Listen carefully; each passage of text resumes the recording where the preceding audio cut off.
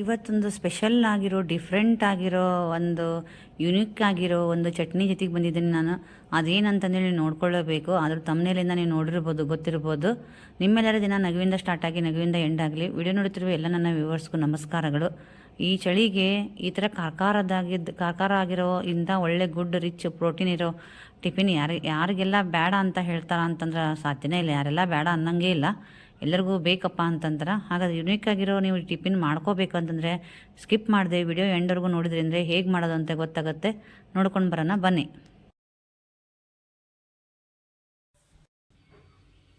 ಇದು ಹಂಚು ಚೆನ್ನಾಗಿ ಕಾದಿದೆ. ಈಗ ನಾನು ಇಲ್ಲಿ ಹಸಿ ತೊಗರಿ ಕಾಳು ತಗೊಂಡ್ಬಿಟ್ಟು ಹಸಿ ತೊಗರಿ ಕಾಳನ್ನು ಫ್ರೈ ಮಾಡ್ತಿದ್ದೀನಿ. ನಿಮಗೆಲ್ಲ ಗೊತ್ತಿರಬೇಕು, ನಾವು ಉತ್ತರ ಕರ್ನಾಟಕದರು ಹಸಿ ಹೆಸರು ಅಥವಾ ಇಲ್ಲಾಂದ್ರೆ ಒಣ ಕಾಳನ್ನು ನೆನೆ ಹಾಕಿಬಿಟ್ಟು ನಾವು ಆ್ಯಕ್ಚುಲಿ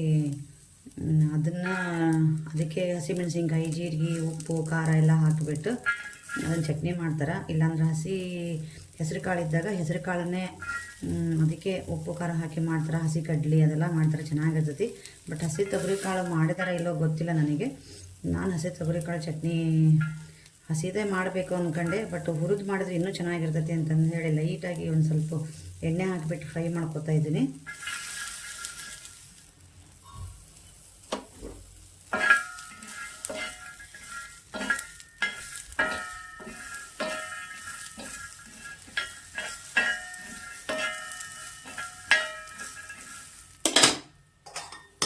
ನಾನು ಸ್ವಲ್ಪ ಕ್ವಾಂಟಿಟಿ ತೋರಿಸ್ತಾ ಇದ್ದೀನಿ. ನಿಮಗೆ ಬೇಕಂದರೆ ಜಾಸ್ತಿ ಮಾಡ್ಕೋಬೋದು. ನೀವು ಸ್ವಲ್ಪ ಆಯಿಲ್ ಹಾಕ್ಕೊಂಡು ಈ ಥರ ಫ್ರೈ ಮಾಡಿಕೊಂಡು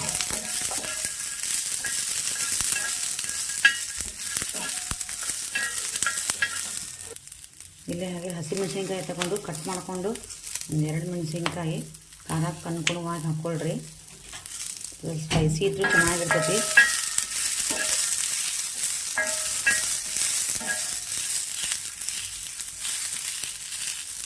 ನಾವು ಕಡಲೆಕಾಳು ಬಂದಿದ್ದಲ್ಲ ಈ ಸೀಸನ್, ಕಡಲೆಕಾಳು ಸೀಸನಲ್ಲಿ ಕೂಡ ಕಡಲೆಕಾಳನ್ನ ಈ ಥರ ಫ್ರೈ ಮಾಡ್ಕೊಂಡು ತಿಂತಿದ್ವಿ. ಸಣ್ಣರಿದ್ದಾಗಂದ್ರೆ ಈ ತೊಗರಿ ಕಾಳಂದ್ರೂ ಹೊಲಕ್ಕೆ ಹೋದಾಗ ಹಾಗೆ ಹರ್ಕೊಂಡು ತಿಂತಿದ್ವಿ. ಇವಾಗ ಈ ಥರ ಭಾಳ ಇತ್ತಂತಂದರೆ ಸುಳ್ಕೊಂಬಿಟ್ಟು ಇದನ್ನು ಕೂಡ ಈ ಥರ ಫ್ರೈ ಮಾಡ್ಕೊಂಡು ತಿಂತಿದ್ವಿ. ಈಗಿನ ಮಕ್ಕಳಿಗೆಲ್ಲ ಅದೆಲ್ಲ ಗೊತ್ತಿಲ್ಲ. ನಾನು ಎಲ್ಲ ವಿಡಿಯೋದಲ್ಲಿ ಆಲ್ಮೋಸ್ಟ್ ಹೇಳ್ತೀನಿ. ಅದೇ ಚಾಕ್ಲೇಟು, ಐಸ್ ಕ್ರೀಮು, ಬಿಸ್ಕಿಟ್ಸು ಇಷ್ಟೇ ಗೊತ್ತು. ಅದಕ್ಕೆ ಈಗೆಲ್ಲ ಕಾಯಿಲೆಗಳು ಅವೆಲ್ಲ ಜಾಸ್ತಿಯಾಗಿ ಎಲ್ಲ ವಿಟಮಿನ್, ಮಿನರಲ್ಸ್ ಡೆಫಿಷಿಯನ್ಸಿ ಎಲ್ಲ ಆಗಕತ್ತೈತೆ ಮಕ್ಕಳಿಗೆಲ್ಲ. ಈ ಥರ ಪ್ರೋಟೀನ್ ಇರೋ ಕಾಳುಗಳನ್ನು ಅಥವಾ ಚಟ್ನಿಗಳನ್ನು ಮಾಡಿ ಅಥವಾ ಹುರಿದು ಫ್ರೈ ಮಾಡಿ ಒಂದು ಸ್ವಲ್ಪ ಉಪ್ಪು ಹಾಕಿ ಕೊಡ್ರಿ ಮಕ್ಕಳಿಗೆ. ಇವೆಲ್ಲ ರೂಢಿ ಮಾಡಬೇಕು. ಮತ್ತು ಓಲ್ಡ್ ಇಸ್ ಗೋಲ್ಡ್ ಅನ್ನಂಗೆ ಹಳೇದು ನಾವು ಏನು ತಿಂತಿದ್ವಿ, ಏನು ಮಾಡ್ತಿದ್ವಿ ನಾವು ಅದ್ರ ಮಾತ್ರ ಕಲಿತಾರೆ ಅವ್ರ ಮಕ್ಕಳು. ಮಾತ್ರ ಕಲಿಯೋದೇ ಇಲ್ಲ. ಇಲ್ಲ ಒಂದು ಪಕ್ಕದ ಚಾಕ್ಲೇಟ್ ಕೊಟ್ಬಿಟ್ಟು ಇಟ್ಬಿಟ್ಟು ಇದನ್ನು ತಿನ್ನಿರಿ ಆಮೇಲೆ ಚಾಕ್ಲೇಟ್ ಕೊಡ್ತೇವೆ ಅಂತ ಹೇಳಬೇಕು ಈಗಿನ ಮಕ್ಕಳಿಗೆ.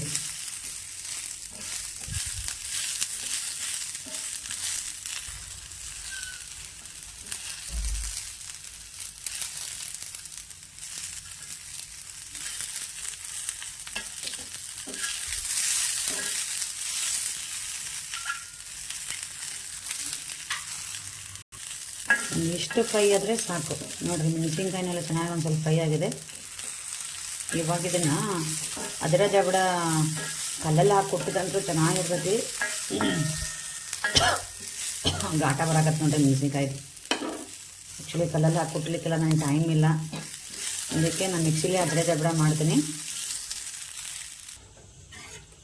ಈ ತೊಗರಿ ಕಾಳೆಲ್ಲ ತಣ್ಣಗಾಗಿದಾವೆ. ಸ್ವಲ್ಪ ರೂಮ್ ಟೆಂಪ್ರೇಚರ್ ಬಂದ ಮೇಲೆ ಒಂದು ಜಾರಿಗೆ ಹಾಕ್ಕೊಂಡ್ಬಿಟ್ಟು ಇದಕ್ಕೆ ಏನೇನು ಹಾಕೋತೀನಿ ಅಂತಂದೇಳಿ ನೋಡ್ಕೊಳ್ರಿ. ಬಿಸಿ ಬಿಸಿ ರೊಟ್ಟಿಗಂತೂ ಸಖತ್ತಾಗಿರ್ತೈತಿ. ಹಾಗೆ ಆಡೋ ಅನ್ನದ ಮೇಲೆ ಹಾಕ್ಕೊಂಡು ತುಪ್ಪ ಹಾಕ್ಕೊಂಡು ಉಂಡ್ರೂ ಕೂಡ ಸಖತ್ತಾಗಿರ್ತೈತಿ.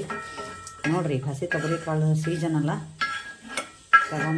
ತೊಗೊಂಬಂದ್ಬಿಟ್ಟು ಮಾಡಿಕೊಂಡು ತಿಂದು ನನಗೆ ಇದೇ ವಿಡಿಯೋದಲ್ಲಿ ಬಂದು ಕಮೆಂಟ್ ಮಾಡಿ.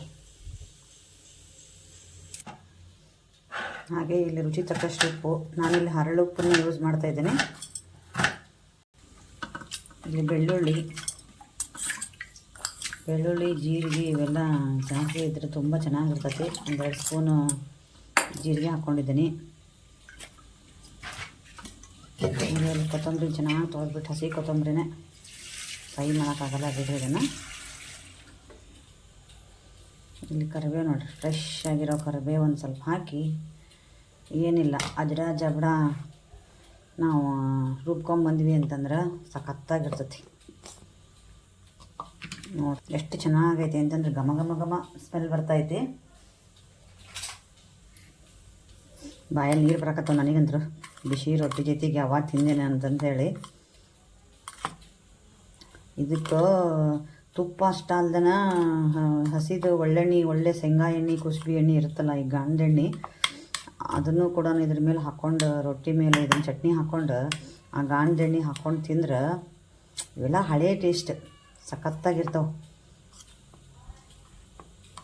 ನಮ್ಮ ಅಜ್ಜಿ, ತಾತ, ಅಜ್ಜ ಎಲ್ಲ ತಿಂದಿರ್ತಾರೆ ಈ ಥರದ್ದೆಲ್ಲ ಟೇಸ್ಟ್. ಇನ್ನೊಂದು ಸಲ ಆನ್ ಆ್ಯಂಡ್ ಆಫ್ ಮಾಡ್ಕೊಂಡು ಬರ್ತಾನೆ. ಇದು ಜೀರಿಗೆ ಬೆಳ್ಳುಳ್ಳಿ ಒಂದು ಸ್ವಲ್ಪ ಮೇಲ್ಗಡೆ ಎಲ್ಲ ಕೂತಿದ್ದಾವಲ್ಲ, ಈಗ ಕರೆಕ್ಟಾಗಿ ಇನ್ನೊಂದು ಸಲ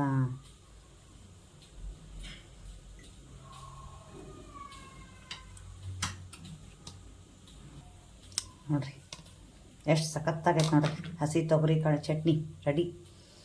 ಒಂದು ಬಟ್ಲಿಗೆ ತೆಗೆದಿಟ್ಬಿಟ್ರೆ ತಿನ್ಕೋಬೋದು. ಈ ಕಾಳು ತುಂಬ ಜಿಗಟಿದು, ಅಂದರೆ ಇದು ಒಣದ ಬೇಳೆ ಆದಮೇಲೆ ಹೂರಣ ಮಾಡ್ತೀವಲ್ಲ, ಹೂರ್ಣದ ಥರ ಆಗಿಬಿಡ್ತೈತಿ. ಅದಕ್ಕೆ ನೆನಪಿಡ್ಕೊಂಡು ನೀವು ಇದನ್ನು ಆನ್ ಆ್ಯಂಡ್ ಆಫ್ ಮಾಡಿಕೊಂಡೇ ಅಜ್ಡ ಜಬಡನೇ ರುಬ್ಬಬೇಕು. ಇಲ್ಲಾಂದರೆ ನೀವು ಗರ್ರ ಅನ್ಸ್ಕೊಂಡು ಆನ್ ಮಾಡಿ ಕೈ ಬಿಟ್ರಿ ಅಂತಂದ್ರೆ ಫುಲ್ಲೆಲ್ಲ ಹೂರ್ಣ ಟೈಪ್ ಆಗಿಬಿಡ್ತೈತಿ. ಇದು ಮುದ್ದೆ ಮುದ್ದೆ ಆಗುತ್ತೆ. ಅದಕ್ಕೆ ನೀವು ಮಾಡಬೇಕಾದ್ರೆ ಲಕ್ಷ್ಯ ಇಟ್ಟು ಗಮನ ಇಟ್ಟು ಇದನ್ನು ಅಜ್ಡ ಜಬಡ ರುಬ್ಬಬೇಕು ಆನ್ ಆ್ಯಂಡ್ ಆಫ್ ಮಾಡ್ಕೊಂಡು, ಅಂದರೆ ಚೆನ್ನಾಗಿ ಬರ್ತದೆ ಚಟ್ನಿ. ಹೊಟ್ಟೆ ಮೇಲೆ ಹಾಕಿ ತೋರಿಸ್ತೀನಿ ನಿಮಗೆ.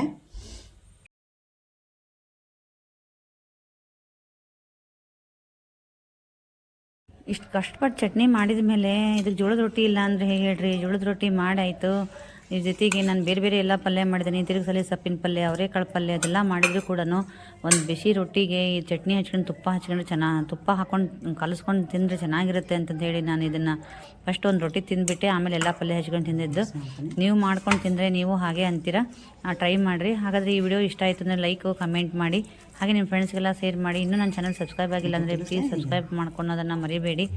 ಸಬ್ಸ್ಕ್ರೈಬ್ ಮಾಡಿಕೊಂಡು ನನ್ನ ವಿಡಿಯೋನೆಲ್ಲ ಲೈಕ್ ಮಾಡೋದು, ಕಮೆಂಟ್ ಮಾಡೋದು ಮಾಡಿ ಪ್ಲೀಸ್. ಹಾಗೆ ಸಪೋರ್ಟ್ ಮಾಡಿ. ನಿಮ್ಮೆಲ್ಲರ ದಿನ ನಗುವಿಂದ ಸ್ಟಾರ್ಟ್ ಆಗಿ